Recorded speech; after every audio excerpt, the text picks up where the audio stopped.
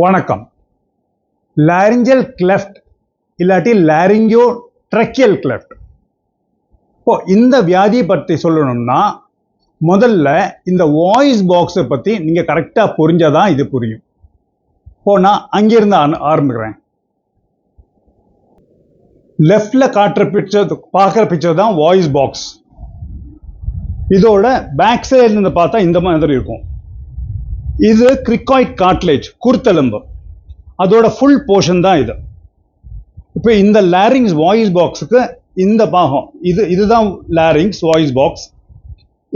இந்த பார்ட் தான் trachea, win pipe. அப்படின்னா ஏர் இதுல இருந்து தான், காத்து இதுல இருந்து தான் லங்ஸ்க்கு போகும். இப்போ இதுக்கு பின்னாடி நீங்க பாத்தீங்கன்னா அது ஈசோஃபேகஸ் இருக்குது, அப்படின்னா ஃபுட் பைப்.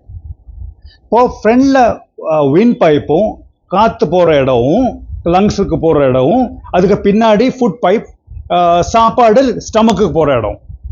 இப்போ இந்த லாரிங்கல் கிளெஃப்ட், லாரிங்கோ ட்ரெக்கியல் கிளெஃப்ட், இந்த கண்டிஷன், அது இந்த வியாதி பிறக்கும் போதே இருக்கும் குழந்தைக்கு. அப்போ அதுல என்ன ஆகும்னா இந்த குருத்தெலும்பு கிரைகாய்ட் கார்ட்லேஜ்ல அந்த குருத்தெலும்பு கம்ப்ளீட்டா டெவலப் ஆகல, ஒரு கட்டு மாதிரி இங்க வரும். அப்ப அதே டைம்ல பின்னாடி இருக்கிற ஈசோஃபேகஸ் ஃபுட் பைப்லயும் ஒரு கட் இருக்கும். அப்ப என்ன ஆகும், ஃபுட் பைப்பும் ஏர் பைப்புக்கும் கனெக்ஷன் வந்துடும். அப்போ இந்த கட்டு கேப் வர்றது 4 டைப் இருக்கு. அந்த 4 டைப் நான் காட்டித்தரேன்.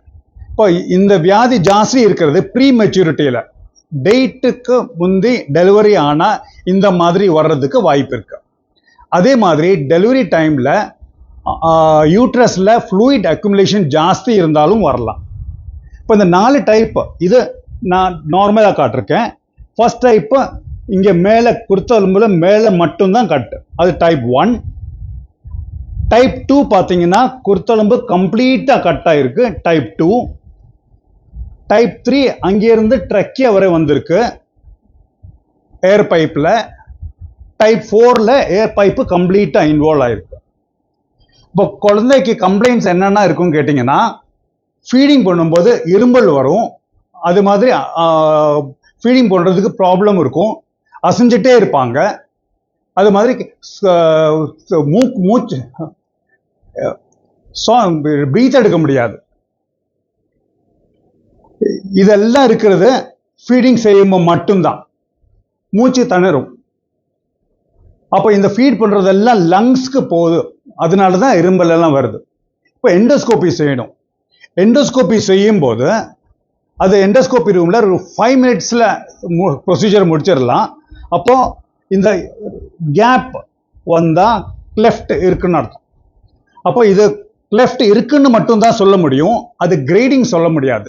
டைப் 1 2 3 4 சொல்ல முடியாது. அப்போ டைப்ஸ் தெரியறதுக்கு, அப்புறம் சிவியரிட்டி தெரியறதுக்கு நமக்கு சிடி ஸ்கேன் இல்லாட்டி எம்ஆர்ஐ ஸ்கேன் தேவைப்படும். அது மட்டும் இல்லை, ப்ரோங்கோஸ்கோப்பியும் வேணும். சாலிங் ஸ்டடி செஞ்சா நல்லா இருக்கும். இப்போ இன்வெஸ்டிகேஷன் முடிஞ்சாச்சு, எந்த கிரேடிங்னு தெரிஞ்சாச்சு. அப்போ இந்த கண்டிஷன் அதுக்கு சேர்த்து வேற ப்ராப்ளம்ஸ் இருக்கலாம்.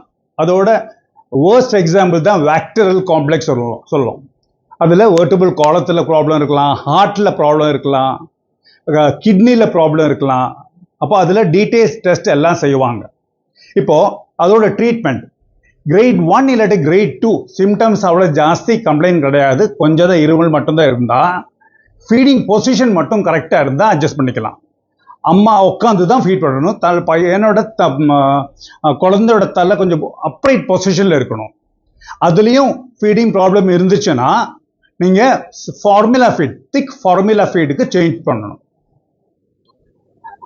அப்புறம் இதுலேயும் ப்ராப்ளம் இருந்தால் கிரேட் 1 கிரேட் 2 இருந்தால் அந்த கேப் முதல்ல நான் ஃபோட்டோவில் காட்டுறேன். அந்த கேப் ஃபில்லர்ஸ் வச்சு ஃபில் பண்ணோம்னா அது நார்மல் ஆகிறதுக்கு சான்ஸ் இருக்கு. இந்த கேப் ஃபில்லர்ஸ் வச்சு ஃபில் பண்ணுவோம், ஆக்மெண்டேஷன் சர்ஜரின்னு சொல்லுவோம். அது செய்யும்போது கிரேட் 1 கிரேட் 2 மேனேஜ் பண்ணிக்கலாம். கிரேட் 3யும் கிரேட் 4ம் ஆப்ரேஷன் செஞ்சதான் முடியும். அது ஆப்ரேஷன் எண்டோஸ்கோப்பிலாம் இருக்கலாம், இல்லாட்டி ஓப்பன் சர்ஜரி செஞ்சணும். அப்படிதான் நம்ம ட்ரெக்கியல் கிளெஃப்ட் மேனேஜ் பண்றது. வணக்கம்.